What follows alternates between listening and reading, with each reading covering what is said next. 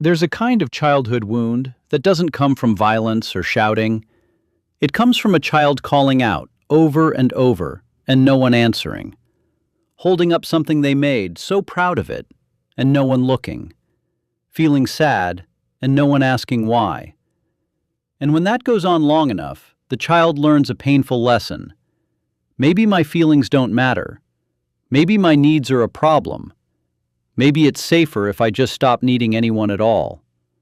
Psychology has a name for this, the wound of the ignored child. And from the outside, when that child grows up, they can look like they have it all together. Independent, easy to be around. They handle everything on their own. They always say they're fine. They choose silence every time, so they'll never be a bother. But underneath, there's a quiet fear. The fear of being turned away. The fear of becoming a burden. The fear that if they ever really spoke up, no one would stay to listen. Welcome back to Apex.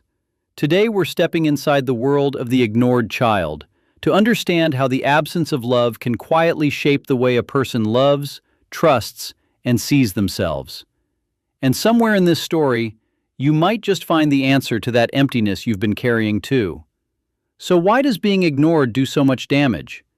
Picture a 5-year-old who's just fallen. Their knee is bleeding. They run inside looking for mom, and mom is looking at her phone. The child stands there crying, and no one turns around. Not out of hate, but because she genuinely doesn't notice. So the child stops crying, wipes the cut themselves, and learns something they'll never say out loud.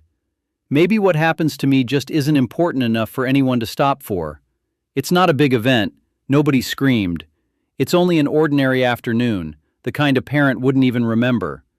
But the child remembers, not as a memory, but as a belief carved deep inside, before they even have the words to name it. And that's what makes neglect so dangerous in a way that abuse isn't. Abuse leaves marks other people can see. Neglect leaves nothing. Just a child slowly learning that silence is the most normal answer the world will ever give. Here's the thing. We're born wired to reach for connection. A baby's cry isn't just asking for food, it's a signal, searching for protection. When that signal is answered with warmth, the nervous system learns one thing: this world is safe. But when the signal keeps falling into silence, the brain's alarm center starts reading that indifference as a real threat.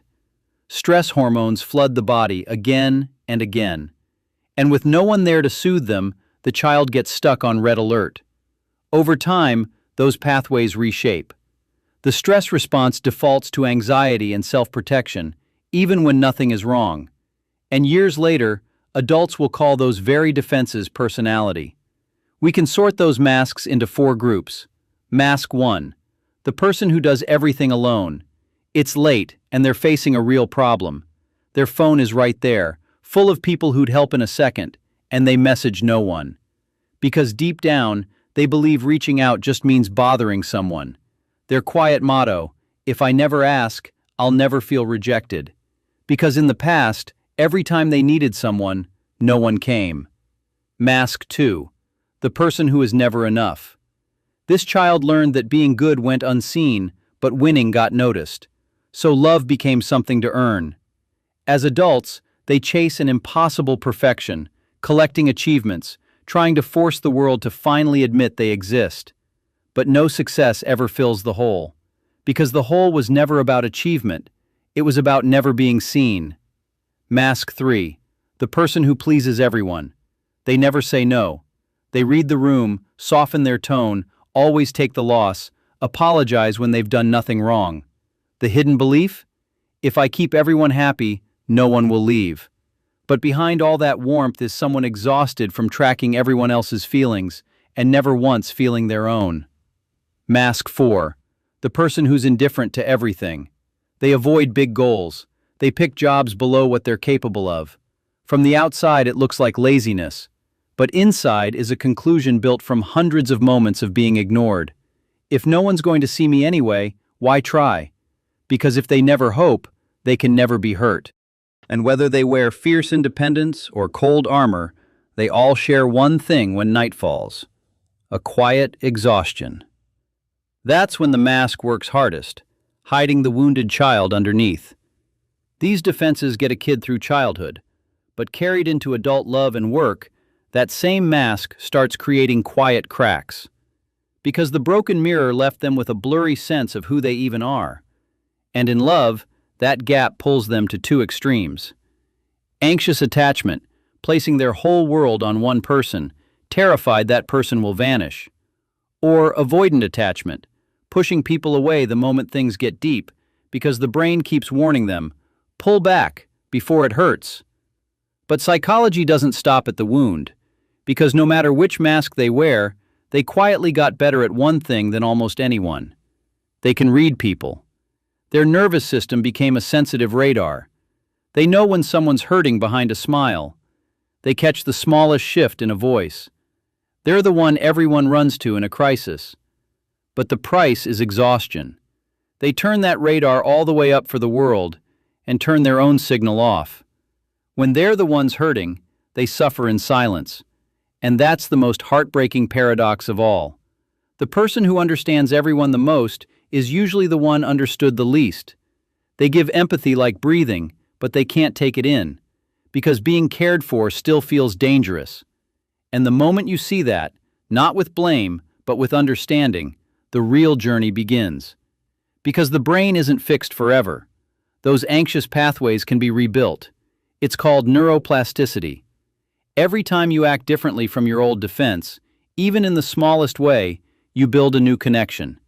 Not through willpower, through repetition, until the nervous system finally learns a new lesson. Safety is real. Principle 1. Validate yourself first. Become the caregiver your inner child never had.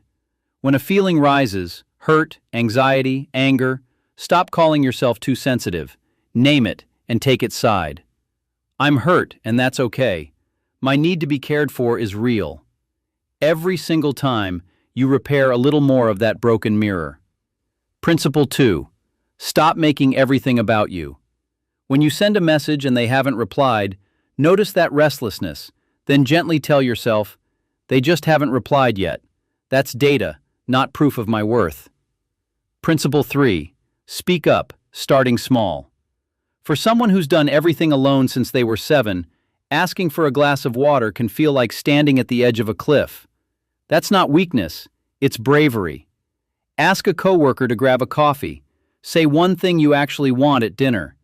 And when you get a warm response back, your nervous system learns something new. Speaking up is safe. My needs get respected. And this journey doesn't only free you, it breaks a cycle.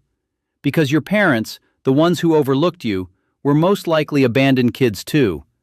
They gave everything they knew how to give. But emotional connection, they were never taught it. You can't give what you never received. Understanding this isn't about forcing forgiveness. Your hurt is real. It's about setting down the resentment and realizing one thing. This chain may have run for generations, but it can end with you. So picture a future. Your kid runs home, bursting to tell you some ridiculous little story.